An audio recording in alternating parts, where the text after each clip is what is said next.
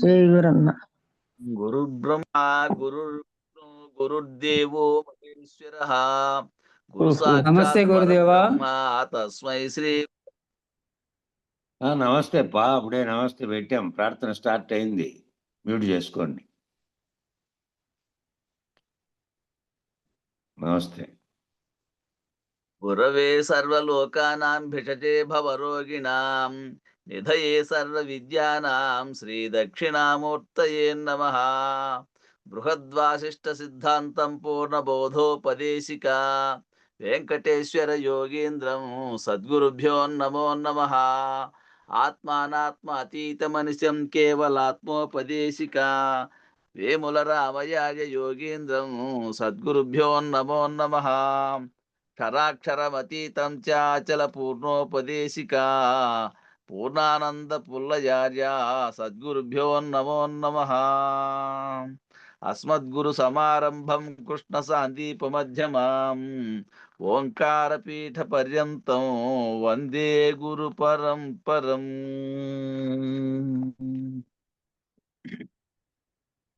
నమ్మవలదు జగమన్నా ఇది నమ్మితే బకు కీడన్నా. నమ్మవలదు మన మెన్నవలదు జగమున్నదనుట నేనన్న వాక్యమిది. నమ్మవలదు జగమన్నా ఇది నమ్మితే బకు కీడన్నా. నే గల్గితే జగమన్నా నే లేకుంటెను అది సున్నా. బాగ సుషోప్తిలో లీనముందగను బాగ సుషోప్తిలో లీనముందగను ఎక్కడ పోయెను లేని నేను అది. నమ్మవలదు జగమన్నా ఇది నమ్మితే బకు కీడన్నా. స్వప్నము వల్లే జగమన్నా రెండు సత్తు చిత్తు సమమన్నా. స్వప్నము లోపల సకలము గలిగియు స్వప్నము లోపల సకలము గలిగియు స్వప్నము మేల్కొన సర్వములకి వలే. నమ్మవలదు జగమన్నా ఇది నమ్మితే బకు కీడన్నా. అవతారములో మాయా అవతారములెట్టుబోయే ఆది అంత్యములో కలయి జగమున ఆది అంత్యములో కలయి జగమున ఎన్ని గల్గిన అన్ని దాని వలే. నమ్మవలదు జగమన్నా ఇది నమ్మితే బకు కీడన్నా. దిక్కులేని జగమన్నా దిక్కు ఉంటే పోవుట సున్నా. దిక్కు ఉంటే మున్ను ధీరులు సూరులు దిక్కు ఉంటే మున్ను ధీరులు సూరులు ఎక్కడ పోయిరి ఏమాయుగములు. నమ్మవలదు జగమన్నా ఇది నమ్మితే బకు కీడన్నా. జనకుడు శుకయోగునకు ఈ జగమే మిథ్యని అనెను. నేననే భ్రాంతిని లేనిదొద్దులుమనే నేననే భ్రాంతిని లేనిదొద్దులుమనే ఉన్నదచలమని తిన్నగా తెలిపెను. నమ్మవలదు జగమన్నా ఇది నమ్మితే బకు కీడన్నా. పితృపితామహులేరి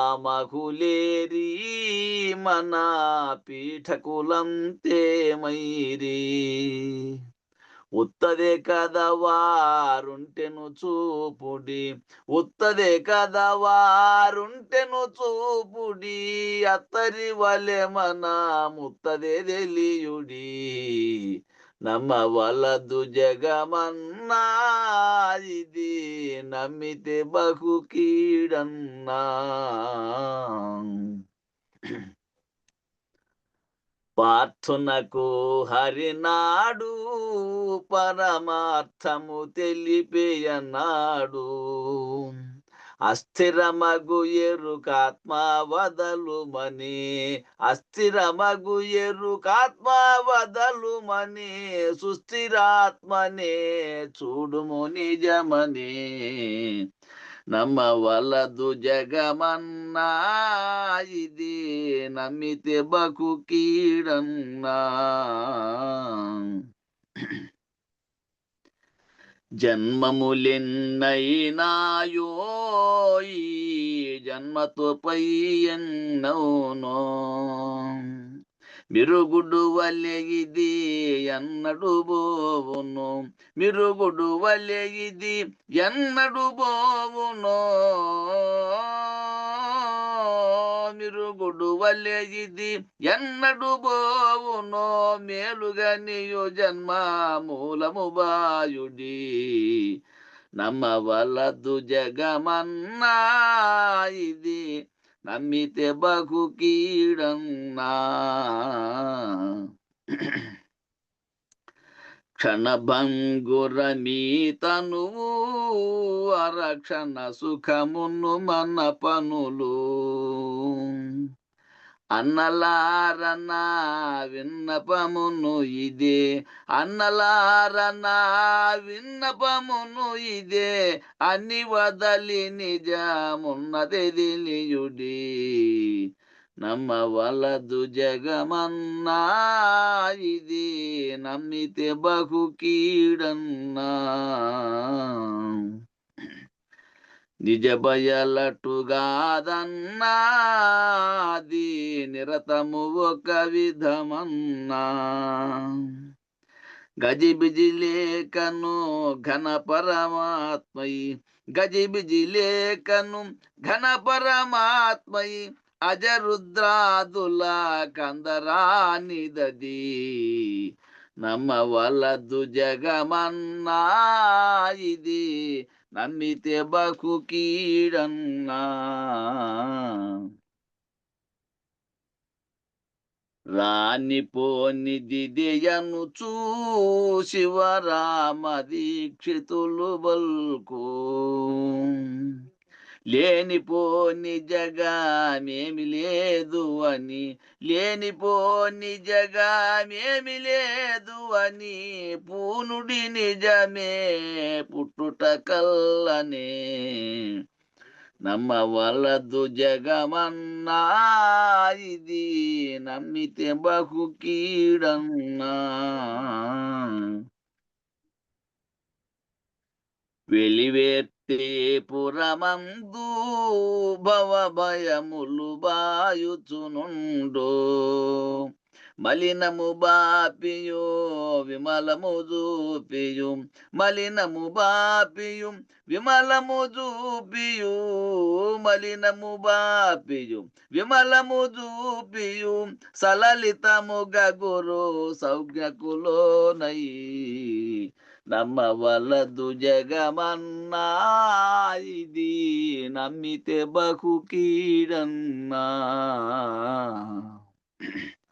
నమ్మవలదు రన్నా.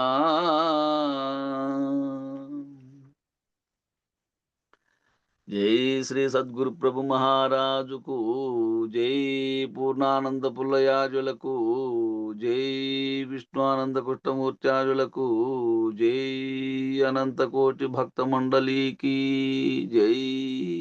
జై గురుదేవ. జై.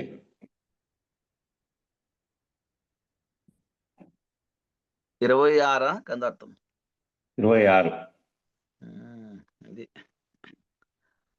నిర్మల తత్వజ్ఞానులు కర్మాసక్తులునుగాక కర్మరహితమే ధర్మం బని వికరింతురు. మర్మం బిది ఏరికైనా మానీత గుణము నిర్గుణ జ్ఞప్తి పూనీతే పరము. మానక గురు భక్తి మది నుంచి మించిన స్వానుభవానంద సత్య సంకల్పము.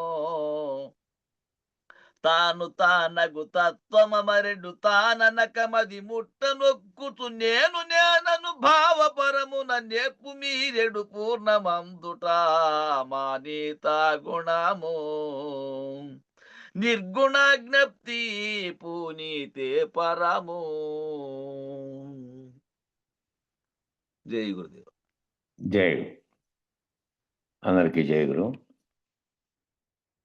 ఎరుక మాలిన్యము లేని నిర్గుణతత్వం ఏదైతే ఉన్నదో అట్టి తత్వజ్ఞానుల సంచితములను పంచుటకు నిరాసక్తులై తమ ఈశ్వరీయ జ్ఞానముకు సృష్టి స్థితిలయ విస్తీర్ణ ఆకర్షణలకు సంబంధించిన సామర్థ్యమును వినియోగించరు.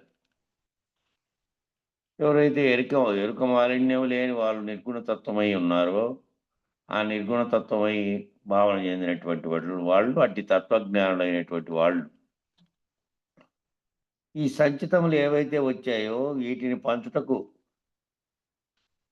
నిరాసక్తులై తమలో అంతకుముందు వచ్చినటువంటి సంచిత కర్మలు అనేటువంటివి ఏవైతే భావాలు ఉన్నాయో అంతకుముందు తాము వ్యవహరించినది దానిని బట్టి సంచిత కర్మలుగా వచ్చినవి.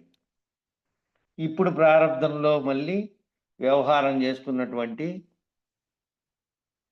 ఈ వ్యవహార కర్మలు ఇప్పుడు చేస్తున్నటువంటివి వీటన్నిటి పట్ల చేస్తుండేటప్పుడు తాము చేస్తున్నామనేటువంటి కర్తగా వాళ్ళు ఉండరు.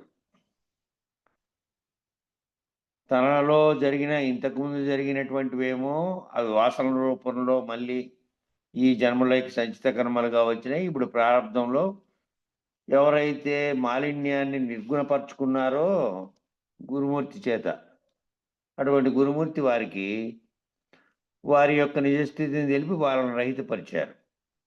అట్లా జరిగినటువంటి వారు ఇంకేముంది, ఇంకా వాళ్ళు ఈ సృష్టి స్థితిలయ విస్తీర్ణ ఆకర్షణలు అనేటువంటి సామర్థ్యాన్ని ఇది లేని దాంట్లో జరుగుతున్న కళగా భావించి ఉంటారు. ఈశ్వరీయ జ్ఞానం కూడా అఖండ ఎరుకగానున్నదే, అది కూడా సృష్టికి ప్రారంభానికి కారణమైనదే. కాబట్టి ఆ సామర్థ్యాన్ని వినియోగించారు. కర్మరహితమే స్వధర్మం అని ఎంచిన తనలో ఈశ్వరీయ సంకల్పం ఉదయించదు. కర్మరహితంగా ఉంటారు కాబట్టి కర్మ చేస్తున్న స్థితిలో తాను కరెక్ట్గా ఉంటేనేమో నేననేది ఉంది, నీవనేది జగత్ అనేది సర్వము ఉన్నటువంటి స్థితిలో నుంచి ఈశ్వరీయ జ్ఞానాన్ని పొందినటువంటి వాళ్ళు. దాంట్లో కూడా మళ్ళీ ఆ సంకల్పం ఆ సమిష్టి ఎరుక కూడా లేనటువంటి వారై నిర్గుణతత్వంగా ఉన్నటువంటి స్థితిలో ఉన్నటువంటి వారు. ఇంక మరి ఈశ్వరీయమనే సంకల్పం అంటే ఏ ఎరుక అయితే సృష్టికి కారణమై ఉన్నదో అఖండ ఎరుకగా ఉన్నది, అది కూడా ఉదయించదు. అట్టిది కూడా కలగదు తనలో. ఆ సంకల్పం కూడా కలగకుండా ఉంటుంది. వారిలో చిత్శక్తి క్రియోన్ముఖం కాదు. ఈ చిత్శక్తి అనే ఉన్నది ఏదైతే సర్వమును తెలుసుకునే కల్పితమవుతోందో, సర్వమును సంకల్పిస్తోందో, వ్యాపిస్తోందో, ఇది క్రియోన్ముఖమైనందువల్లే మిగిలినవన్నీ జరుగుతున్నాయి. ఆ క్రియోన్ముఖం కానటువంటి స్థితిలో ఉంది. చిన్మాత్రమైనటువంటి సూక్ష్మ బ్రహ్మ తేజంగా ఉంది. సూక్ష్మ బ్రహ్మ తేజంగా ఉండి క్రియోన్ముఖం కాదు, క్రియోన్ముఖం కాకుండా ఉంది. ఎవరికైనా సరే చిత్శక్తి యొక్క క్రియోన్ముఖతను నిరసించగల నిర్గుణతత్వం అలవడనిదే, మరియు ఎరుక మరుపులు రెండున్నూ భ్రాంతి అని నిర్ణయించి సగుణమును నిరసించనిదే ఈశ్వర సంకల్పములు ఉడుగవు. అవి ఎవరైనా సరే వాళ్ళు ఎలాంటి ఏ స్థితిలోకి వచ్చి ఉండాలి వాళ్ళంటే, ఈ చిత్శక్తి అనేది ఏదైతే నీలో చిత్తముగా ఉండి ఆ శక్తి చేత క్రియోన్ముఖం అవుతున్నావో కర్మలు చేయడానికి, ప్రియోన్ముఖమవుతున్నటువంటిది దాన్ని నిరసించగలిగినటువంటి నిర్గుణతత్వం అలవడకపోతే, మరియు ఎరుక మరుపులు రెండున్నూ భ్రాంతియేనని, ఎరుకగా తెలియబడుతున్నది, మరుపుగా ఉంటున్నది, రెండు కూడా భ్రాంతియేను అని నిర్ణయించి, సగుణమును నిరసించనిది అంటే గుణములే లేకుండా, గుణములు సగుణం అంటే గుణములతో కూడి ఉండడం. అది మళ్ళా 3 రకాల గుణాలు ఏంటివి అనేది మళ్ళా తర్వాత. ముందు గుణములే లేనటువంటి స్థితిలో ఉంటే, గుణరహితమైనటువంటి స్థితిలో ఆ గుణాలను నిరసించనిదే ఈశ్వర సంకల్పములు ఉడుగవు. ఆ గుణాలతో కూడి ఉంటే నిరంతరం వచ్చే సంకల్పాలు కలుగుతూనే ఉంటాయి. నేను బ్రహ్మనైతిని అనేటువంటి తత్వమతి విచారణలోనూ ఆడదాకపోయినప్పటికీ కూడా దేనికి వస్తున్నాయి? వ్యష్టిగా అనే స్థితిలో నుంచి నేను నువ్వు అనే స్థితిలో నుంచి దాటుకొని సమిష్టి తత్వమైన ఏకత్వంగాను భావించినప్పటికీ కూడా అక్కడ సంకల్పాలు వచ్చే అవకాశం ఉంది కాబట్టి ఆ ఈశ్వర సంకల్పాలు ఉడగవు. ఈ ఎరుక మరుపులు రెండూ భ్రాంతేనని నిర్ణయించి మళ్ళా గుణాలతో కూడినటువంటి భావనలు కూడా నిరసించి, సగుణమును నిరసించితే గుణమే లేనటువంటి స్థితిలో ఉంటే అప్పుడు కానీ ఈశ్వర సంకల్పాలు ఉడగవు. వీటి మర్మము గురుకృపతో ఎరుగగల లక్షణ యుతము శిష్యుని యందు ఉండవలెను. ఇది ఎట్లా మరి?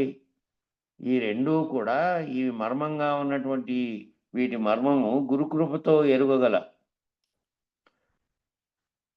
లక్షణయుతము శిష్యుని అందులో ఉండాలి, శిష్యుని అందులో ఉండాలి. మరి నేననే దాన్ని విచారణ చేసి నేను రహితపరుచుకున్న తర్వాత నేను అని జీవుడుగా నామరూపాత్మక జీవత్వాన్ని అధిగమించి సూక్ష్మ స్థితిలో ఉన్నటువంటి సర్వవ్యాప్తమైనటువంటి అఖండ ఎరుక స్థితిలో నేనే ఆ చైతన్యాన్ని అనే స్థితిలో తెలియబడినప్పటికీ మళ్ళీ ఏ గుణముల చేత అయితే అది మళ్ళీ కార్యరూపం ధరించే అవకాశం ఉందో దాన్ని రహితపరుచుకునేకి, దాన్ని కూడా అఖండ ఎరుగ్గా ఉన్నదాన్ని కూడా రహితపరుచుకునే విధంగా చేయాలంటే ఏం చేయాలి? శిష్యుని యందు ఉండాలి ఆ లక్షణాలకు సంబంధించినటువంటి లక్షణయుతం. ఈ లక్షణం శిష్యుని యందు ఉండాలి. ఆ విధమైన స్థితిని పొందే స్థితి. ఈ విధంగా నిర్గుణ జ్ఞప్తి పూనవలెను. ఈ విధంగా జ్ఞప్తి అంటే ఎరుకే, మళ్ళీ జ్ఞప్తికి రావడము ఏదైనా అనేదంటే దాన్ని ముందున్నటువంటి పూర్వపు జ్ఞానం మళ్ళీ గుర్తులేకి రావడం. అది ఎట్లున్నారంటే నిర్గుణ జ్ఞప్తి పూనాలి. గుణాలతో కూడి వ్యవహరించినప్పుడేమో అది నేనుగాను విశ్వంగాను సృష్టిగాను కనపడిన స్థితిలో ఉంది దానితో వ్యవహరించినప్పుడు. కాబట్టి నిర్గుణ జ్ఞప్తిగా ఉండాలి అంటే అది జ్ఞప్తిలో ఉన్నప్పటికీ అది గుణాలతో కూడి మళ్ళీ నేను నువ్వుగా జగత్తుగా కనపడుతున్నటువంటి దానితో తాదాత్మ్యం చెందకుండా ఉండాలి. నిద్రపోయినప్పుడు జ్ఞప్తి ఏమీ లేదు, కానీ అంతవరకు వ్యవహరించిన సాక్షిత్వం అంతా అందులోనే ఉంది. మళ్ళీ మెలకు వచ్చిన తర్వాత అప్పుడు తాత్కాలికంగా మరపు చెందినప్పటికీ మళ్ళీ మెలకు వస్తానే నీలోకి ఏ విధంగా సర్వము తెలియబడుతుందో అట్లా తెలియబడినప్పటికీ అది లేనిది నిజానికి ఆ స్థితిలో ఏ విధంగా ఉంది, జాగ్రత్త అవస్థలో ఉన్నప్పటికీ కూడా అప్పుడు కూడా దాని యొక్క జ్ఞప్తిని వ్యాప్తి చెందించే విధంగా దాని భావనలో జరిగే విధంగా దాంతో తాదాత్మ్యం చెందొద్దు. గుణాలతో కూడినటువంటి జ్ఞప్తిగా ఉండొద్దు. నిర్గుణ జ్ఞప్తి పోనాలి. అదే పరము కనుక గురుమూర్తిని వెంబడించి మమేకమౌటకు చతుర్వేద శుశ్రూషలు జరపవలను. కాబట్టి నిర్గుణ జ్ఞప్తి పోనాలంటే అది పరము, దాని గురించి తెలవాలి. అది తెలుసుకునేదంటే ఊరికే చూడబడేదో, కంటితో చూడబడేదో, లేకపోతే దానికి లక్షణాలు ఉన్నాయని తెలియబడేదో కాదు. కాబట్టి అది ఆ స్థితి నువ్వు పొందిన తర్వాత నేనున్నాననే ఈ శరీరంగా భావించే జడమైనటువంటిది ఉన్నప్పటికీ ఏది మహా చైతన్యంగా సమిష్టి చైతన్యంగా నేనే బ్రహ్మముననిందో అది కూడా లేనటువంటి స్థితి ఏదైతే ఉందో దాన్ని గురుమూర్తి యొక్క కరుణ చేత ఆ గురుమూర్తిని ఊహలో ఏ విధంగా దాని భావాన్ని కలిగి నువ్వు అవగాహన చేసుకోవాలో అది గురుమూర్తి తెలియపరుస్తాడు. కనుక గురుమూర్తిని వెంబడించి మమేకమగుటకు, ఇక మమేకమగుటకు అంటే తానే నువ్వే ఆ భావనలోకి గురువు యొక్క భావనలో కలిసిపోవాలి నువ్వు. నువ్వు వేరుగా ఉన్నటువంటి స్థితిలో ఉండకూడదు ఇంకా. గురుమూర్తినే వెంటబడి గురుమూర్తి వెంట ఉండి గురుమూర్తి యొక్క ఏ స్థితి అయితే గురుమూర్తి భావనలో ఉందో దాంట్లోకి మమేకమైపోవాలి ఇంకా ఆ గురుమూర్తి భావాల్లోకి. నువ్వు వేరుగా భావన చెందడమే ఉండదు. తెలుసుకుంటానే ఏ ఆ గురుమూర్తి భావనలో ఏమేమి వస్తున్నాయో వాక్యాలతో వాటి యొక్క అంతరంగాన్ని గుర్తిరిగి దాంట్లోనే కలిసిపోయేటట్లు ఉండాలి నువ్వు. అట్లా మమేకమొకటికి చతుర్వేద శుశ్రూషలు జరపవాలి. అట్లా మమేకం కావాలంటే చతుర్వేద శుశ్రూషలు అనేటివి అందుకే చెప్పారు. ఆ శుశ్రూషలు చేస్తూ ఉంటే ఏ స్థితిలో ఏ భావ పరంపర గురువు కలిగి ఉన్నాడు, ఆ వాక్యంతో పాటు ఆ గురువుని సేవించడం, ఆ 4 రకాలైన సేవ ప్రారంభంలో శరీరానికి సేవ మొదలుపెట్టి ఆయన పరిస్థితులు అక్కడ ఉండేటువంటి స్థితిని కట్టించి 4 రకాలు చెప్పారు. ఆఖరుగా ఉన్నటువంటిది భావ శుశ్రూష అని. ఆయన భావనలేకి నువ్వు నేననే భావాన్ని లేకుండా ఇంకా అక్కడ వేరుగా లేనటువంటి స్థితిలో మమేకమవడం, భావపరంగా మమేకమవుతావే అది ఇంకా ఆఖరిగా ఉన్నటువంటి చెప్పినటువంటి శుశ్రూష. ఆ 4 రకాల శుశ్రూషలు చేసుకుంటూ తానే ఆ గురువులోకి చేరిపోవాలి. ఇట్టి గురుభక్తిని మానక నిరంతరం గురువులో శిష్యుడు, శిష్యుల్లో గురువు ఉన్నట్లు. ఈ ఇట్టి గురుభక్తిని కనుక మానకుండా అట్టే చేస్తుంటే అప్పుడు ఏమవుతుంది? ఇట్టి గురువు భక్తిని మానక నిరంతరం గురువులో శిష్యుడు, శిష్యునిలో గురువు. కాబట్టి ఏదో వీలే పడింది నా పొద్దు పోయినా ఆ రోజు కాసేపు పాడకుండా మళ్ళా పోయినా నా పని కొద్దీ, నీ పని కొద్దీ నువ్వు పోయినప్పటికీ నీ భావనలో నిరంతరం అదే ఉండాలి ఇంకా. అన్ని విషయాలు అనేటివి తోచడం, వాటి పట్ల ఇది కావడం అనేది లేకుండా నిరంతరం ఏముండాలంటే గురుభక్తిని మానకుండా నిరంతరము గురువులో శిష్యుడు, శిష్యునిలో గురువు ఉండినట్లు వ్యవహారం ఉండాలి.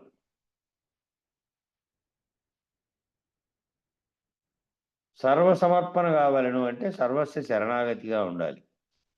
సర్వస్వ శరణాగతి.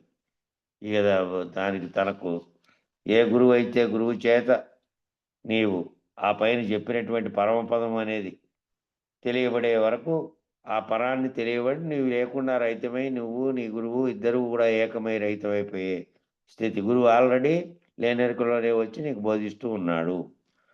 ఆ స్థితిలోకి నువ్వు వెళ్ళాలంటే అట్లా మమేకమయ్యేకి అట్లా గురుభక్తిని మానకుండా నిరంతరము గురువులో నువ్వు ఉండాలి, నీలో గురువు ఉండాలి. నీ భావనలలో గురువే ఉండాలి నిరంతరం. గురువాక్యము అట్లా సర్వసమర్పణ కావాలి. మళ్ళీ సర్వసమర్పణ అయిన తర్వాత నేను వేరుగా భావించి, నేను వేరుగా మాట్లాడి, నేను వేరుగా గురుతత్వానికి విరుద్ధంగానో లేకపోతే దానిలో ఆ భావనలో లేకుండా ప్రవర్తించడం అనేది ఉంటే అది కాదు. ఎన్ని రోజులు విచారణ జరుపుతున్నా కూడా. కాబట్టి సర్వసమర్పణ భావం మించగా గురుని రూపమైనటువంటి సూక్ష్మ బ్రహ్మ తేజం శిష్యునిలో ప్రకాశించును. సర్వసమర్పణ అయితే అప్పుడు ఏం జరుగుతుంది? గురుని రూపమైనటువంటి సూక్ష్మ బ్రహ్మ తేజం అనే స్థితిలో ఉన్నాడు గురువు. స్థూల స్థితి కాకుండా సూక్ష్మ బ్రహ్మ తేజం ఏదైతే గురువులో ఉందో ఆ స్థితిలో తాను ఆల్రెడీ వారి గురుమూర్తి చేత రహితపరచబడి తాను అశరీరుడై ఉన్నటువంటి స్థితిలో కేవల భావనలుగా జరుగుతున్నటువంటి పరంపరలో ఏది బయలుగా ఉన్నదో, గుణరహితమై ఉన్నదో ఆ స్థితిలో అశరీరుడై ఉండి మళ్ళీ శరీరంతో కనపడేటువంటి జగత్తులో అన్నీ చూస్తున్నప్పటికీ తనను ఆశ్రయించిన శిష్యునికి ఏ పద్ధతిలో చెబుతున్నాడంటే లేనెరుక అనే పద్ధతిలోనే చెబుతున్నాడు.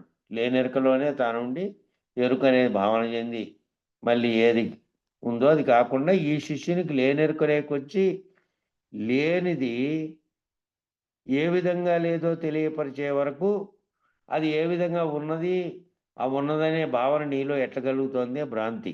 ఆ ఉన్నదనే భావనే కదా మొదటంతా ఉన్నదనే భావన. అది లేదు, అది లేదు, ఇది లేదు, ఇది లేదు అనుకుంటా పోయి లాస్ట్‌కి ఏదైతే తెలిపిందో తెలిపిండేది లేదు. నువ్వు ఉన్నావనేది తెలీదు. వచ్చిండేది తెలీదు. ఇద్దరు ఉండి ఈ విచారణంతా చేసినారనేది కూడా లేదు.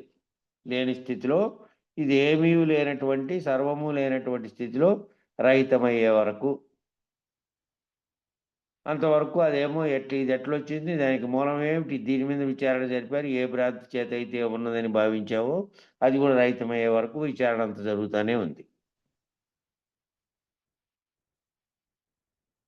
కాబట్టి సర్వసమర్పణ అయ్యేటటువంటి శిష్యుడైతే ఆ వ సు ఆ గురువు గురువుని యొక్క సూక్ష్మ బ్రహ్మ తేజం అనేటువంటిది శిష్యునిలో కూడా ప్రకాశించి స్వానుభవమైనటువంటి ఆనందంతో నిండిపోవును.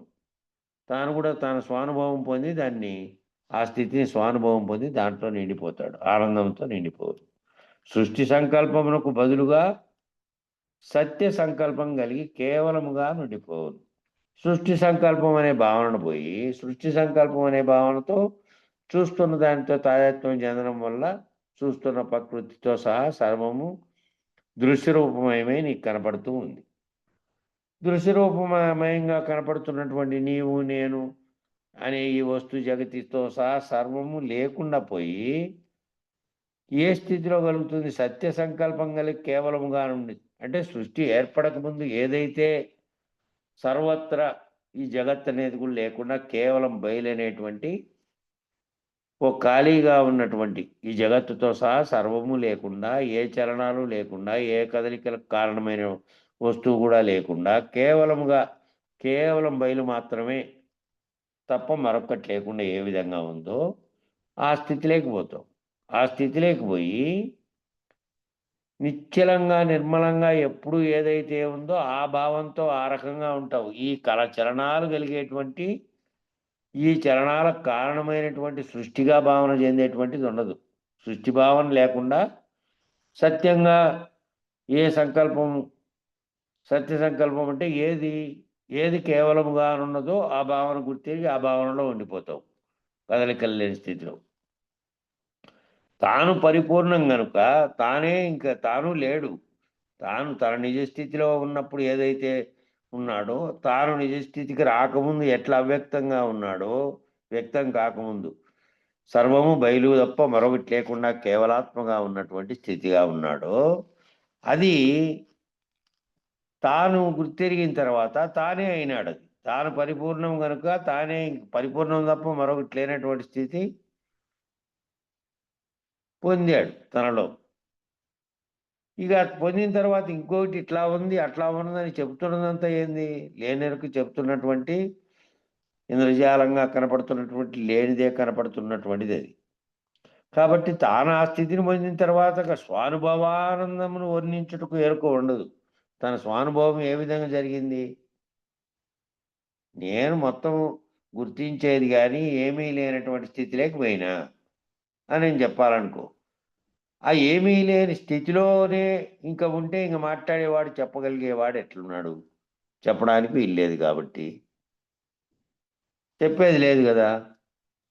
చెప్పేకి ఎరుక ఉండదు. వర్ణించుటకు స్వానుభవానందము తాను పరిపూర్ణ స్థితిని పొంది, పరిపూర్ణం ఏ విధంగా సృష్టికి ముందుగానే బయలుగా ఉన్నటువంటి స్థితిలో ఉన్నదో, కేవల బయలుగా ఉన్నదో, ఆ స్థితి కేవల స్థితిని పొందిన తర్వాత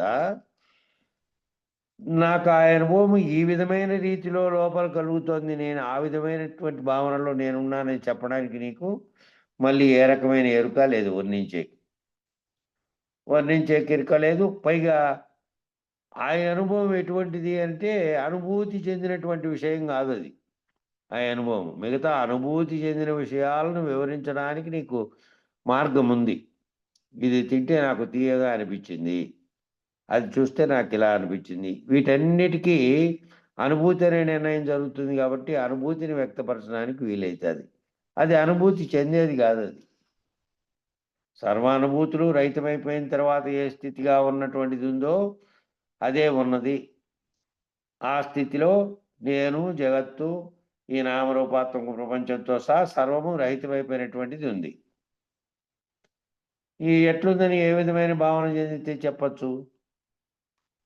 అట్లా చెప్పడానికి లేదు కాబట్టి తాను పరిపూర్ణము గనుక స్వానుభవానందమును వర్ణించుటకు ఎరుక ఉండదు. ఎందుకంటే బయలుగా ఉన్న ఖాళీ ప్రదేశాన్ని వర్ణించినట్టు ఏంది ఏమిటి చెప్పడానికి ఏ లక్షణము లేదు. అక్కడ ఆచ్ఛాదన కలిగినటువంటి ఓ నీడో లేకపోతే గోడో లేకపోతే దృశ్యమో లేదు చెప్పడానికి వర్ణించడానికి. తానే అయినట్టి తత్వం అమరి ఉండగా తానే అది అయినటువంటి తత్వం అమరి ఉంటే వానిలో తత్వమసి అనేది ఎరుక లేనందున తత్వమసి అనే తత్ త్వం అసి. తత్ అంటే ఏదైతే ఉన్నదో, ఏది సృష్టికి కారణమై ఉన్నదో, త్వం అది నేనే అనేటువంటి భావన కలిగి, అసి అంటే అయిపోయి ఆ భావన చెందాను నేను అని అనేది. 3 వాక్యాలను కలిపితే తత్వమసి, నేను అదే అయి ఉన్నాను అని తెలిపినటువంటి స్థితి అనే ఎరుక లేనందున, ఆ ఎరుక లేదు. ఆ ఎరుక తెలిపిండేది, ఆ తత్వమసిని గుర్తించిండేది అదే మూలం లేకనే గుర్తిరిగే స్థితిని కల్పించి ఈ సర్వమును సృష్టికి కారణమైనటువంటి వస్తువుగా అన్నటువంటిది అని భావన ఏదైతే చెందిందో ఆ ఎరుకే లేదు. ఆ ఎరుకే లేనందున నేను అదైనానని చెప్పేవాడు లేడు. ఆ చెప్పేవాడు ఎవడు? అఖండ ఎరుక స్థితిలో ఉండి చెప్తున్నాడు నేనే బ్రహ్మముననే స్థితి. అఖండ ఎరుక కూడా లేని స్థితిలోకి పోయిన తర్వాత నేను బ్రహ్మమునని చెప్పడానికి నేను లేదు, కనబడేది లేదు, ఆ బ్రహ్మం అయిండేది లేదు. అంతకంటే ముందు అవ్యక్తంగా ఉన్నటువంటి జగత్తు సృష్టి కాకముందు ఏ బయలైతే సర్వత్రా ఉన్నదో చలనములు లేక అట్టి స్థితి తన భావనలో తానే లేకుండా పోయిన తర్వాత తానే ఆ స్థితిలోకి పోయినాడు. ఇంక మరి చెప్పేకి ఎట్లా?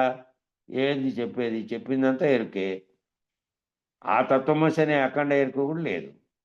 ఇక తాననక యుండును. ఆ తాననక యుండును అంటే నేను నేను అని భావం పరమై ఉంటుంది. నేను అనేదే లేదు. నేను నువ్వు అనేది పోయిన తర్వాత ఏదైతే ఉందో అది ఉంటుంది. అది ఏమీ అనదు. అది ఏమీ అనని బయలులాగా ఉంటుంది. బయలు ఏమన్నా అంటుందా అంటే బయలుకి ఏ రూపం లేదు, బయలులో కదలికలు లేవు, బయలు ఏమిదిగాను లేదు. ఏమీ లేనటువంటి స్థితిలో అదే స్థితిలో అది ఉంటుంది. భావం పరమై ఉంటుంది కాబట్టి భావం లేనటువంటి స్థితిలో ఉంటుంది. కానీ అక్కడ శిష్యుడు ఉన్నాడు. ఆ శిష్యుడనే ఎవరైతే భావన చెంది ఆ స్థితిని పొందాడో ఇంకా శిష్యుడుగా ఉన్నటువంటి శిష్యుడు ఉంటే కదా. గురువు ఆల్రెడీ లేడు. లేని గురువే, అశరీరుడైన గురువే లేనెరుకలో వచ్చి నువ్వు గురుపాదం పట్టావు కాబట్టి నీకు చెప్పడానికి వచ్చి బోధించాడు, నిన్ను రైతుపరిచాడు. నువ్వు లేకుండా అయిపోయిన తర్వాత నువ్వు లేవు, గురువు లేదు. ఇద్దరు ఏకంగా అనేకమైనటువంటి స్థితే లేదు. ఒక్కటే ఏకమైనటువంటి స్థితి ఉంది. ఆ ఏకమైనటువంటిది కూడా గుర్తెరిగేటువంటి ఎరుకగా ఉంటే తత్వమసి. నేను అది అయి ఉన్నానని గుర్తెరుగుతున్నటువంటి స్థితి. అది లేనటువంటి స్థితి, అది నేను అయి ఉన్నానని గుర్తెరిగేది కూడా లేదు. దానికంటే ముందు ఉన్నటువంటి కేవల బయలు స్థితి. కాబట్టి దాన్ని వర్ణించడానికి విరమించడానికి లేనందున శిష్యుడు కూడా ఉన్నాడు. తత్వరహితమనడి తానైన పూర్ణమందున్న గురిలో నేను అనడి చిచ్చక్తికి పరమైన శిష్యుడు మమేకం కాగా తత్వమసి లక్ష్యార్థమైనటువంటి తాను లేక అయిన తాను నేను లేకపోయాను. అంతకుముందు ఏంటి? ఆ తత్వం విచారించే సమయంలో తత్ నేనై ఉన్నాననేటువంటి భావన పొందే వరకు జగత్తును సర్వమును విచారించాడు. అక్కడి నుంచి తత్తు కూడా లేనటువంటి తత్వరహితమైనటువంటి స్థితి. ఆ తత్తు కూడా లేదు. తత్తు తానైనటువంటి పూర్ణమందు ఉన్నటువంటి పూర్ణ స్థితిలో ఉన్నటువంటి ఆ గురువు ఎవరైతే ఉన్నారో ఆ గురువుల్లో నేననడి చిచ్చక్తికి పరమైనటువంటి శిష్యుడు మమేకం కాగా ఈ నేనని ఇందాక ఇప్పుడు దాకా పలికినటువంటి చిత్ శక్తితో పలికాడే చిత్తము అని పలికించిందో తనను ఏ శక్తి పలికించిందో నేనని, ఆ నేననే శక్తికి పరమైనటువంటి వాడు ఆ శిష్యుడు మమేకమైపోతే ఇంకెక్కడున్నాడు? తత్వమసి లక్ష్యార్థమైనటువంటి ఎవరు? తత్వమసి ఏమి లక్ష్యార్థంతో ఉంది అదంటే ఏది గుర్తెరుగుతోంది? సర్వమును గుర్తెరుగుతున్నటువంటి అఖండ ఎరుకగా ఉన్నటువంటి స్థితిలో ఉన్నటువంటి తాను అది కూడా దాటుకొని ఆ స్థితిలో నుంచి లేకుండా పోతే తత్వం కూడా లేకుండా పోయింది, తత్వరహితం అయిపోయింది, తత్ అనేది కూడా లేదు. ఇక తాను లేకపోయాను, నేను లేకపోయాను. ఆ తెలిపినటువంటి వాడు లేడు, తాననేది లేదు, ఆ నేననేవాడు లేడు. ఆ గురువు ఆల్రెడీ తాననే స్థితిలో నుంచి దాటుకున్నటువంటి లేనెరుకలో ఉన్నటువంటి గురువు చెప్పాడు. ఎరిగించి నిన్ను ఎరిగిస్తే నువ్వు కూడా లేకుండా అయిపోతే గురుడు శిష్యుండి ఏకము కాగా ఫలితంగా ఇద్దరు లేకపోయింది. తత్వంలో వచ్చింది కదా, గురుడు శిష్యుడు ఏకమాయను, గుర్తురహితం బాయను. ఇద్దరికి గుర్తురహితమైపోయి గురువు శిష్యుడు ఏకమైపోయి లేకుండా అయిపోయారు అని. గురుడు శిష్యుడు ఏకం కాగా ఫలితంగా ఇద్దరునూ లేకపోయేది. ఆ ఇద్దరునూ లేనటువంటి స్థితి అయిపోయింది. గురుకృపతో సశిష్యుడు తన ఎరుకను గురుదక్షిణగా కైంకర్యపరిచిన గాని ఏ సాధన చేతను జరుగునేది కాదు.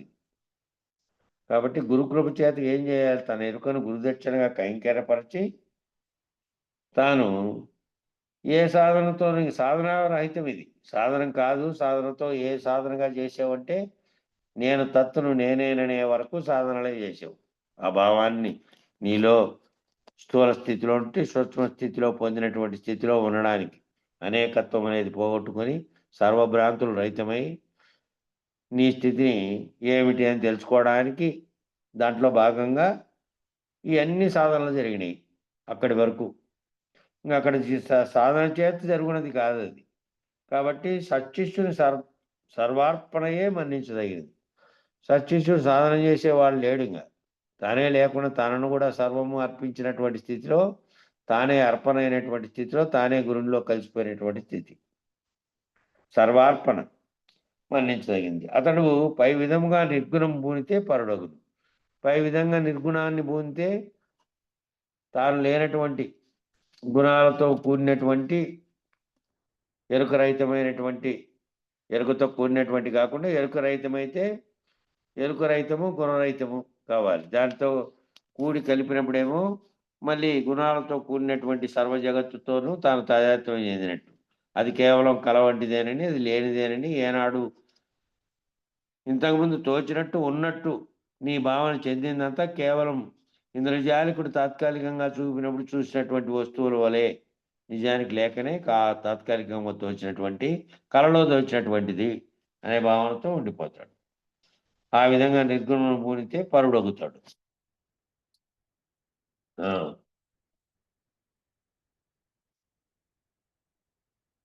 చెప్పన్నా. గురుమంత్ర గోప్యమేర్పణ గురిగా మది నిలిపి నీవు గురిగాంచుము. సద్గురుతరమగు ఈ మర్మము నెరయగ పరిపూర్ణమందో నియతి కన్గొనరా. మహాశయుడై జయమందవలెరా. బయలందాగమకించి బయలు నా మనసుంచి బయలందే నిండుట ప్రత్యక్ష బ్రహ్మమౌ. నియతుడై నిన్మరచి నీలో నేర్పు విడకను ముట్టుతుండిన లయము నొందెడు చిత్త విభ్రమ లాంఛనంబుల కభిముఖంబగో నియతి కన్గొనరా. మహాశయుడై జయమందవలెరా.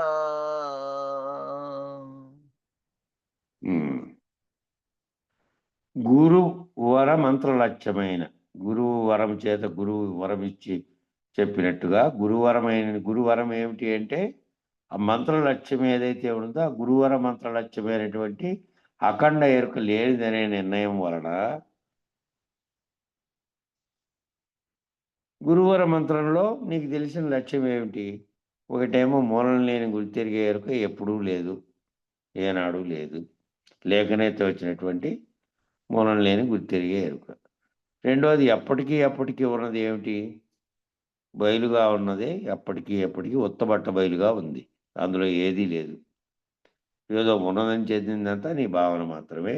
అది లేకుండా అయిపోతే నీ లక్ష్యమైనటువంటి ఆ గురువర మంత్రానికి లక్ష్యమైనటువంటి అఖండ ఎరుక లేనిదనే నిర్ణయం వలన, అఖండ ఎరుక అంటే సృష్టికి కారణమైనటువంటిది ఏ చైతన్యమైతే బ్రహ్మాండం అంతటి ఉన్నట్టుగా తోపింపజేస్తోందో ఆ బ్రహ్మాండంలో నీవు నేననే భావనలు కలిగినటువంటి స్థితి ఉన్నదో ఆ ఎరుక లేనిది, ఆ అఖండ ఎరుక కూడా లేనిదనే నిర్ణయం వలన ఏమయ్యారు? అఖండ ఎరుక కూడా లేకుండా అయిపోయిన నిర్ణయం వలన గురు శిష్యులు లేనటువంటి స్థితిలో గురువు శిష్యుడు మొదట ఏకమై, అందువల్ల గురువు శిష్యుడు మొదట, గురు శిష్యులు లేనటువంటి స్థితిలో గురువు శిష్యుడు మొదట ఏకమై, ఇద్దరును లేకపోయేటి పద్ధతి గురుమంత్ర గోప్యం. ఇటు గురుమంత్ర గోప్యం ఏర్పడగా శిష్యునికి బయలైనటువంటి గురి కుదురును. కాబట్టి అఖండ ఎరుకగా తోచినదంటే సృష్టికి కారణమై దృశ్యంగా కనపడుతున్నదంతా నాకు కలలో కనపడితే కలలోంచి మేల్కుంటానే ఏ విధంగా కలలో తోచినదంతా సర్వము లేదో ఆ విధమైనటువంటి స్థితిలో నేను దాన్ని రహితపరుచుకున్నటువంటి శిష్యు స్థితిలో నేను గురువు అనే వాళ్ళు ఇద్దరము లేము. ఇద్దరు లేనటువంటి స్థితిలో ఇద్దరు ఏకమైపోయారు. ఇంకా వేరుగా ఉన్నటువంటితో వేరుగా తోస్తున్నది అంటే వేరుగా ఉన్న నీవు ఉన్నట్టు, అఖండ ఎరుక ఉన్నట్టు. అప్పుడు నీవు తోచేటువంటి అఖండ ఎరుక రెండు లేదు. ఇంకా అట్టి గురుమంత్ర గోప్యం ఏర్పడగా లేకపోయేటువంటి ఇద్దరు లేకపోయేటువంటి పద్ధతి ఏంటంటే గురుమంత్ర గోప్యం. ఆ గురుమంత్రంలో ఉన్నటువంటి అంతర్భావం. గోప్యము అంటే బాహ్యంగా కనపడేది కాదు, అది అంతర్భావం ఏదైతే ఉందో గురుమూర్తి చేత తెలుసుకోబడేది. అట్టి గురుమంత్ర గోప్యం ఏర్పడగా శిష్యునికి బయలైనట్టి గురి కుదురును. శిష్యునికి బయలు ఏ విధంగా ఉంది? బయలుగా ఉన్నటువంటి దాంట్లో ఏ రకమైన సృష్టి కార్యము లేదు, ఏ రకమైన రాకపోకలు లేదు, ఏ విధంగానూ వర్ణించేది కాదు. బయలుగా ఉన్నటువంటి స్థితిని గురువు ఎరిగించిన తర్వాత అందులో అంతకుముందు తెలియబడినటువంటి సాకార రూపమైనటువంటిది ఏదీ లేదు. నిరాకార రూపం ఏ విధంగా ఉంటుందో ఆకారం లేని స్థితి, నిరాకారంగా నిర్గుణంగా ఉన్నటువంటి భావన తనలో కలిగిన తర్వాత ఆ శిష్యుడు బయలైపోయినటువంటి గురి కుదిరింది. చైతన్య రహిత స్థితి కొరకు గురిపెట్టి, చైతన్యం ఏదైతే ఉన్నదో గుర్తెరిగే ఎరుక, అదే చైతన్యం. దాన్ని రహితపరుచుకునేకి ఆ స్థితి కొరకు గురిపెట్టి పర్యవసానంగా ఏమైంది? ఆ స్థిరత్వమును గనును, ఆ స్థిరత్వమును గనుము. ఆ స్థిరత్వంగా ఉండేది. ఇంకా దాంట్లో కదలికలు లేవు. అది స్థిరంగా ఎప్పటికీ సృష్టి ఉన్నా లేకపోయినా, సృష్టి లేనప్పుడు వచ్చినప్పుడు మళ్ళీ లయమైపోయిన తర్వాత కూడా ఏ స్థితిలో అయితే అది ఉందో ఆ స్థితిని గనుము, ఆ స్థిరత్వాన్ని గనుము. గురువుకే సొంతమైన గురుమర్మము శిష్యుని మధ్యలో విప్పబడి, ఆ గురువుకే సొంతంగా ఉంది, గురుమర్మంగా ఉన్నది ఆ గురువులో ఉంది. అది శిష్యుని మధ్యలో విప్పబడి, ఆ గురుమర్మంగా ఉన్నది శిష్యుని మధ్యలో విప్పబడింది. మనసులో విప్పబడేది అది. ఈ విప్పబడి చూపేది ఓ మూట ఇప్పుతున్నారు అంటే ఆ మూట ఏంటి? కళ్ళతో చూస్తున్నటువంటి మూట ఇప్పి అందులో వస్తువులు ఉన్నాయి చూడని చూపించినట్టు కాకుండా భావములో విప్పబడేది, మదిలో విప్పబడేటువంటిది. కాబట్టి జ్ఞాతం ద్రష్టం ప్రవేశం వస్తుమద్రహితం అని 4 జ్ఞాతం ద్రష్టం ప్రవేశం అధిగచ్చతి అని 4 చెప్పారు. ఇంతకుముందు మనం చదువుకున్నటువంటి దక్షిణామూర్తి తత్వంలో వచ్చినాయి 4 పదే. ముందు నువ్వు ఆ స్థితిని పొందాలంటే జ్ఞాతం తెలుసుకోవడం, ద్రష్టం అంటే దర్శించడం, ప్రవేశం అంటే అందులోకి నువ్వు ప్రవేశించడం, అధిగచ్చతి అంటే దాన్ని కూడా అధిగమించడం.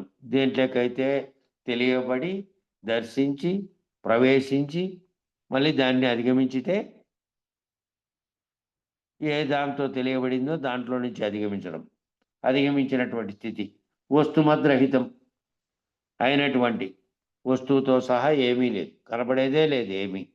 వస్తువుతో సహా సర్వము రహితమైనటువంటి, సర్వసృష్టి రహితమైనటువంటి స్థితిలో ఆ పరిపూర్ణమును అందుకున్న పద్ధతిని శిష్యుడు ఉండును. శిష్యుడు అప్పుడు ఏ విధంగా ఉంటాడు? ఇంకా పరిపూర్ణం ఏ విధంగా గురువు మర్మం చేత తన భావనలో విప్పబడిందో ఆ రహస్యమైనటువంటి ఆ మూట ఏమిటి అంటే భావనలో ఇప్పబడిండేది, అది గోప్యంగా ఉన్నటువంటిది. అది ఇప్పబడిందో ఆ పద్ధతిని శిష్యుడు ఉంటాడు, ఆ పద్ధతిలో ఉంటాడు ఇంకా శిష్యుడు. అట్టి శిష్యుని యొక్క గొప్ప లక్ష్యమైనటువంటి పరిపూర్ణమందు తాను లేని పద్ధతిగా నిష్కల దర్శనంతో జన్మకు లక్ష్యమును అందుకున్నట్లో విజయం సాధించింది. ఈ జన్మించినందుకు దీనికి లక్ష్యం ఏమిటింది? దీన్ని రహితపరుచుకునేది అనేకంగా ఉపాధులు ధరించుకుంటూ లక్షలాది జన్మలు ఎత్తడానికి కారణమైనది ఏదో దాన్ని విచారించకుండా జగత్తు భావనతో ఉంటేనేమో జగత్ అనేది నిజంగా జగత్తులో కర్మలు చేస్తూ దానికి కారణమైనటువంటి ఫలితాన్ని పొందడానికి మళ్ళీ అది కారణ వస్తువు ఏమవుతుందంటే అనేకమైనటువంటి చేసినటువంటి నీ కర్మలను బట్టి ఉపాధులు ధరించుకుంటూ పోయింది. కాబట్టి మానవ జన్మ ఎత్తినారు అంటే మానవుడు విశ్లేషణాత్మక బుద్ధి విశేషణం కలిగి ఉన్నాడు కాబట్టి బుద్ధితో తనను తన మూలాన్ని అంతకంటే ముందు ఏమున్నది, ఎట్లా ఇది ఏర్పడి ఈ స్థితికి వచ్చింది, దీన్ని రహితపరుచుకోవడం ఎట్లా అనే భావనలు కలిగాయి కాబట్టి ఎక్కడి నుంచి వచ్చిందో అది ఎక్కడి నుంచి తాను విడిపోయాడో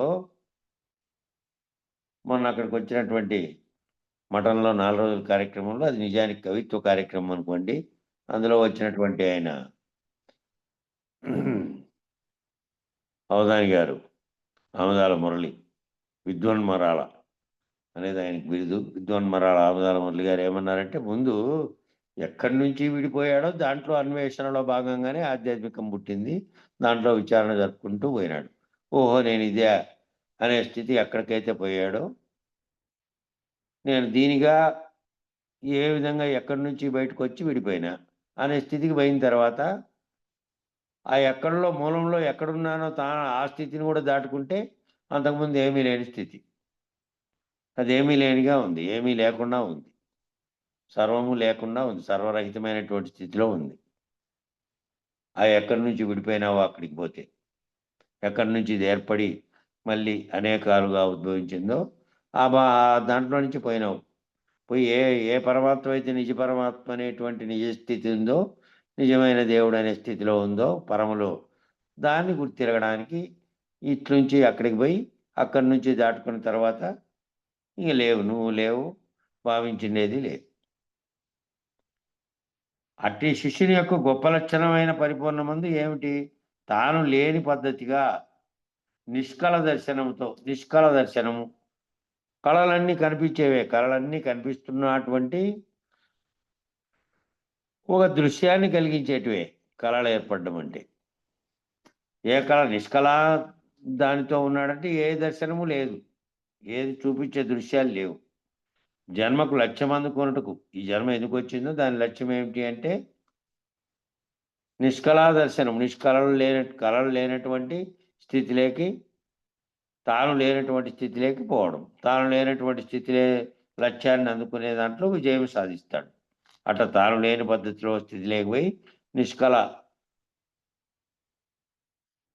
నిష్కళారూపమైనటువంటి ఏది దృశ్యం కనిపించని స్థితి లేకపోతే త్రిపుటి రహితంగా ఉన్నటువంటి స్థితి. చూసేవాడు లేడు, చూసే దృశ్యం లేదు, చూడబడే దృశ్యం కూడా లేదు. కళ ఉంది అంటే, కళతో వచ్చింది అంటే అది అన్ని రకాలైనటువంటి కళలతో కూడినటువంటి దృశ్య రూపం అంతా ఉన్నట్టే. ఇంకా అది రహితమైనటువంటి స్థితిలోకి పోయింది. ఎరుక వీడి బయలందుకొని ప్రయత్నం చేసి తన ఈశ్వరీయ సమిష్టి మనస్సును బయలు చేసి ఆ ఎరుకను వీడి ఏ గుర్తు తిరిగే దాంతో అయితే సర్వమును తెలుసుకునే ప్రయత్నం చేసావో దాన్ని వీడి బయలందుకునే ప్రయత్నం చేయడం అంటే ఆ గురువు గారి గురుగోప్యమైనటువంటి మంత్రార్థం యొక్క అంతరార్థాన్ని కనుక్కొని తన ఈశ్వరీయ సమిష్టి మనస్సును బయలు చేసి, అంటే ఈ విచారణ ద్వారా అంతా చేసుకుంటూ పోయి మహావాక్య విచారణలో ఈ సర్వసృష్టికి కారణమైనటువంటి ఏ చైతన్యం అయితే ఉన్నదో అది నేనేను అని తెలియబడినటువంటి ఈశ్వరీయ సమిష్టి ఏదైతే మనసులో కలిగిందో తానే అదై ఉన్నాననేటువంటి అఖండ ఎరుక స్థితి. ఆ ఈశ్వరీయ సమిష్టి మనస్సు కూడా లేదు. దాన్ని రహితపరుచుకుంటే ఉన్నది బయలుగా ఉన్నటువంటిది సృష్టి కాకముందు ఏదైతే వ్యక్తములు కూడా లేనటువంటి కేవల బయలుగా ఉన్నటువంటి స్థితి ఉందో అదే ఉంది ఇంకా ఈ మనస్సు పోయినటువంటి స్థితిలో. ఆ బయలులోనే నిండి ఇండుటే ప్రత్యక్ష బ్రహ్మము. ఆ బయలులో నుంచి అంటే మళ్ళీ వ్యవహారాత్మకమైన దాంట్లోకి దిగిరాకుండా ఉండడము. వ్యవహారం అంటే చేస్తున్నావు, శరీరం ఉంది కాబట్టి చేస్తున్నావు కదా, చూస్తున్నావు కదా, ఇతరుల్లాగా తింటున్నావు కదా, ఈ భావాలు కలుగుతున్నాయి కదా, ఇవన్నీ ఎట్లా? దీనికి అనుగుణంగా ఉండేటువంటిది నీ నీ అనుభూతి అనేది ఎట్లా నిర్ణయం అవుతుంది? మళ్ళీ నీవనే భావన ఎట్లా చెందుతున్నావు? ఈ అఖండ ఎరుక నిర్ణయం ఎట్లా జరగాలి? దీనికి సంబంధించినటువంటివి ఓ 4 పుస్తకాలని నిన్న వాటన్నిటిని ఒకటే కూర్పుగా తయారు చేస్తున్నాం. నెక్స్ట్ దాన్నే చదవాలి. ముందు అవన్నీ విచారణ జరపకుండా ఎంతసేపు చెప్తానే కూడా మనకు తెలియబడిన అంశంగా కొంతమంది భావిస్తూ ఉన్నట్లయితే కష్టం. కాబట్టి అనుభూతి అనేది ఎట్లా నిర్ణయం అవుతుంది, నేననేది కలుగుతున్నది ఏది, అఖండ ఎరుక అనేది ఏ విధంగా నిర్ణయించాలి, అది లేకుండా ఎట్లా పోవాలి, సాధకుడు క్రమపరిణామం చెందుతుండే కొద్దీ ఏమేమి దాంట్లో నుంచి దాటుకోవాలి, ఇవన్నిటిని 4 గ్రంథాలు వేరుగా ఉన్నాయి. అవి 4టిని ముద్రిస్తున్నాం ఈరోజు రేపు. ఏమన్నా చెప్పన్నా అని చేసుకొని ఊరికేనండి ప్రసిద్ధన్నాయి నా ఏదో శబ్దం చేస్తేవి. ఏమి లేదులే. అట్లా దాని క్రమంగా క్రమ పద్ధతిలో దాన్ని తెలపడానికి అవి 4-5 వాటిని ఒక్కటిగా తయారు చేసుకొని తీసుకురావాలని నిన్న అవన్నీ డౌన్లోడ్ చేసి పెట్టాము. దాంట్లో ఏమిటంటే ఇంకా సులభతరం చేయడానికి, కనుక పరిపూర్ణమును అందుకొని పద్ధతిని పాటించుచు నిన్ను నీవు మరచి నీవైనటువంటి కేవల దృక్స్థితిని నేర్పుతో ముట్టుచుండు. కాబట్టి పరిపూర్ణమును అందుకునే స్థితిని పద్ధతిని పాటించి నేననే దాన్ని మరచి నీవు ఏమైనా కేవల దృక్స్థితి అంటే ఆ కేవలంగా ఉన్నటువంటి కేవల బయలుగా ఉన్నటువంటి దాంట్లో ఏ చలనాలు లేకుండా ఉన్నటువంటి స్థితిలోకి పోవాలంటే ముందు నువ్వు కేవలం అఖండ ఎరుకగా నిర్ణయమైనటువంటిది ఏదైతే ఉందో, ఏ చైతన్యం ద్వారా సర్వం గుర్తెరగబడుతోందో అది నేననే భావనను కూడా వీడినటువంటి స్థితిలో నేర్పుచో ముట్టుచుండుము నీవైన కేవల దృక్స్థితిని. నేర్పుచో ముట్టుచుండము అంటే నేర్పుతో దాన్ని ఆ భావస్థితిని పొంది దాంట్లోనే ఉండు. నీ ఈశ్వరీయ చిత్శక్తికి సంబంధించిన కారణ కార్యరూపములు రెండునూ భ్రాంతులే. నీ ఈశ్వరీయ చిత్శక్తిగా భావించేవే అఖండ ఎరుకని. దాని చేత సృష్టి జరిగింది, దాని చేత సర్వము ఏర్పడి నేననేది ఏర్పడింది మళ్ళీ అనని.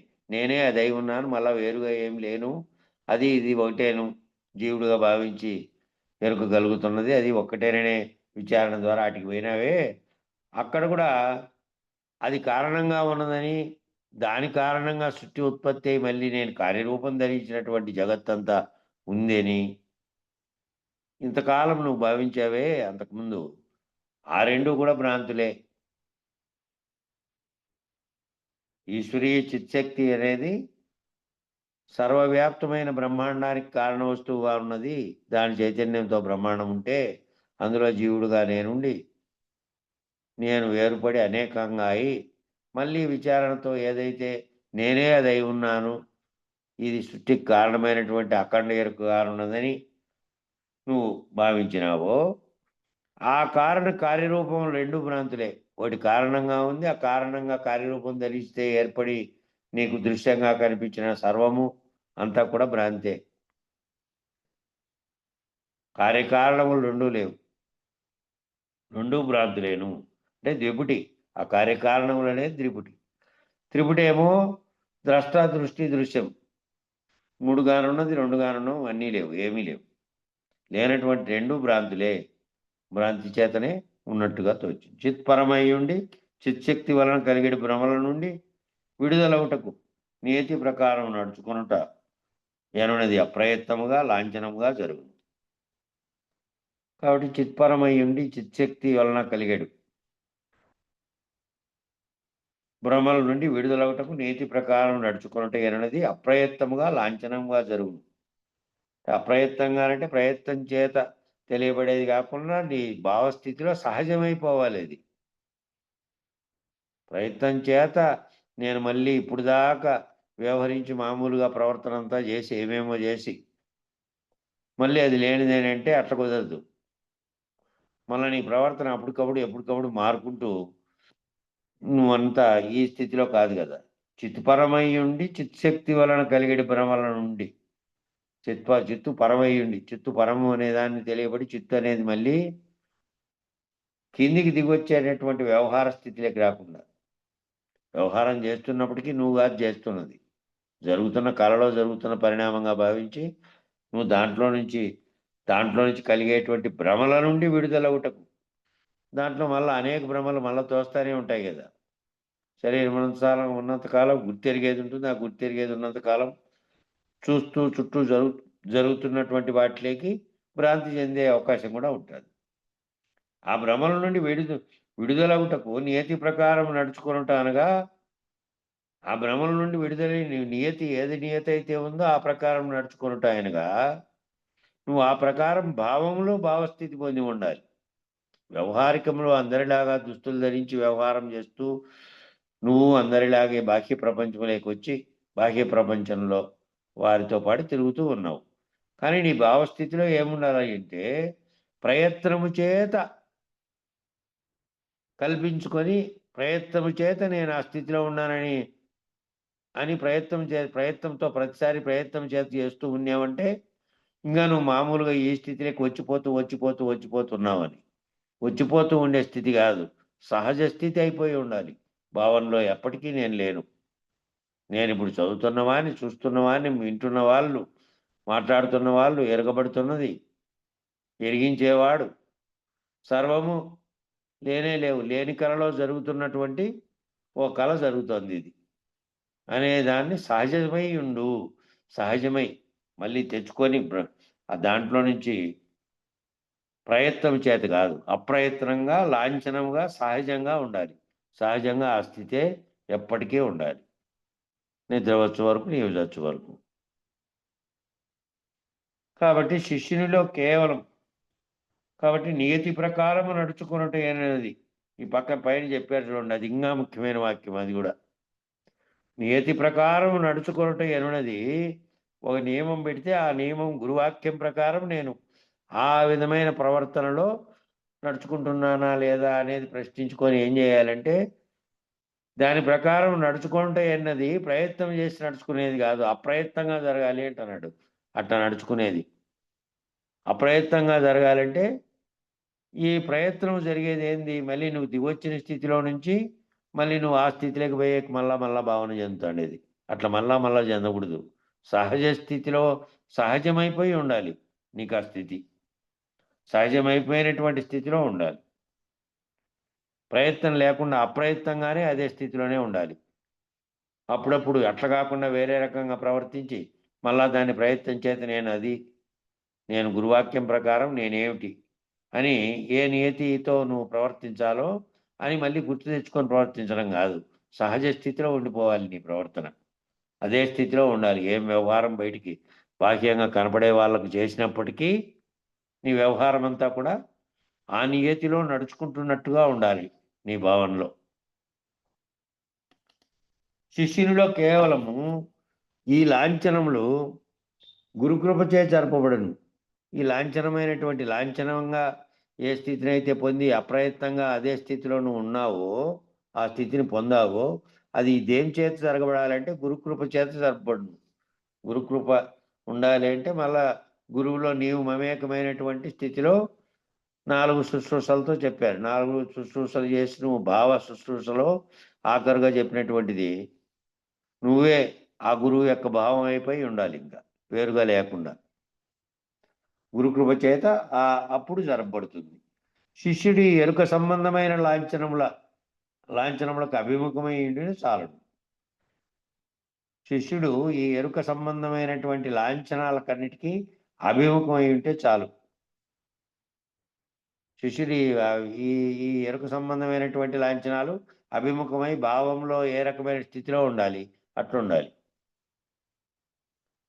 ఎరుక సంబంధమైన ఎరుక పోగొట్టుబడినప్పటికీ నీ గురువు నీకు గొప్పగా తెలియబడి ఉన్నప్పటికీ ఆ గురువు గొప్పవాడు, ఆ గొప్ప గురువు అయినటువంటి అశరీరుడైనటువంటి గురువు చేత ఆ అశరీర గురువు చేత నువ్వు ఆ భావరహితమైనటువంటి స్థితిని పొందుతాన్నప్పుడు ఆ లాంఛనాలకు సంబంధించిన ఏవైతే కలుగుతున్నాయో నువ్వు ఏ దాని చేత విచారం జరిపి వచ్చావో వాటికి అభిముఖంగా ఉండాలి.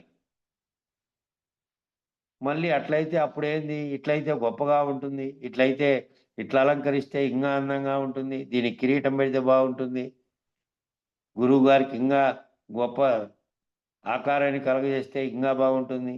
ఇంకా ఇవన్నీ ఏంటి కలుగుతున్నటువంటి ఈ పూజలు చేస్తున్నటువంటి ఏంటంటే నీ భావనలో రహితపరుచుకున్నటువంటి స్థితిలో నువ్వు స్థిరపడడానికి చేయాలి తప్ప మళ్ళీ ఇవన్నీ నేను గొప్పగా చేశాను, ఈ గొప్పవైనటువంటివి ఇట్లా అట్లా ఉన్నాయంటే ఈ గొప్పలన్నీ ఎరకలోటివే. దీనిలన్నిటికీ ఈ లాంఛనంగా వ్యవహారికంగా చేస్తున్న బాహ్యంగా చేస్తున్న వాటన్నిటికీ చేస్తున్నటువంటిదంతా నువ్వు భావనలో ఎప్పుడు ఆ స్థితి ఉండకపోతే మళ్ళీ ఈ లాంఛనాలకన్నిటికీ అభిముఖంగా ఉండాలి. ఆ లాంఛనాల వైపుకు మళ్ళీ నువ్వు కదలకుండా ఉంటే చాలు. ఇట్టి నియతిని కనుక్కొని పరబయలు లక్ష్యముతో గురుకృపతో విజయం సాధించు.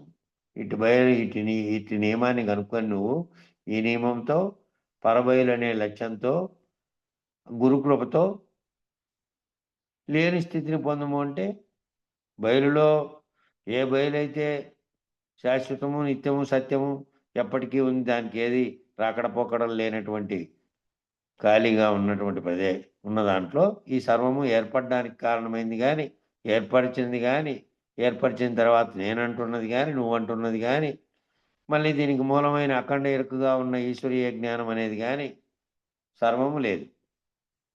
సర్వము లేనటువంటి ఉత్త బట్టబయలైన స్థితిలోకి పొందావు. ఆ స్థితి ఏమిటి? ఆ స్థితి భావనలోనే నిరంతరము కొనసాగుతూ ఉండాలి. ప్రయత్నం చేత మళ్ళీ ఈ అభిముఖం వీటి చేత ఈ లాంఛనాలకు అభిముఖమై ఉండాలి. మళ్ళీ వీటి వైపుకు దిగొచ్చే పద్ధతిలో ఉండకూడదు. అట్లా ఉండి గురుకృప చేత విజయం సాధించుతుంది. గురుకృప కలిగితే ఆ విజయం జరుగుతుంది అని చెప్పారు. ఇంకా నెక్స్ట్ మళ్ళీ రేపు చెప్పుకుందాం. మంగళం చెప్పండి అన్న. స్థిరభూమి పదవిని సుస్థిరముగా సంస్థాపనంబు చేసి జనులకు పరిపూర్ణ బోధ ప్రకటపరచిన మరి శివరామార్యులకు మంగళమనరే. ఆర్యులకిప్పుడు మంగళమనరే. పొంగుచు సిద్ధాంత పూర్ణులై ఎరుకను భంగపరచిన గురు పారంపర్యులకు మంగళమనరే. తత్పీఠమునకు మంగళమనరే. నిరతము జగములు మీరియు ఎరుకయు మరుపుయును లేక మాయయు లేక పరిపూర్ణులైనట్టి గురునకు మరి మరి విశ్రాంతి జందా మంగళమనరే. నిత్యము శుభ మంగళమనరే. అంగాలింగములకు అతీతములు మాయా సంగారహిత గురు సభకు అధ్యక్షులకు మంగళమనరే. నిత్యము శుభ మంగళమనరే. మరియును పీఠస్థులకును పరమతత్వ విచారులకును నిరతము వేదాంత సభలో నిలకడైనట్టి సాధుజనులకు హారతిదిగో మంగళ హారతిదిగో. మంగళం గురుదేవాయ మహనీయ గుణాత్మనే సర్వలోక శరణ్యాయ సాధురూపాయ మంగళం. జై శ్రీ సద్గురు ప్రభు మహారాజుకు జై. పూర్ణానంద పుల్లయాజులకు జై. విష్ణుఆనంద కృష్ణమూర్త్యాజులకు జై. అనంతకోటి భక్త మండలికి జై. జై గురుదేవ.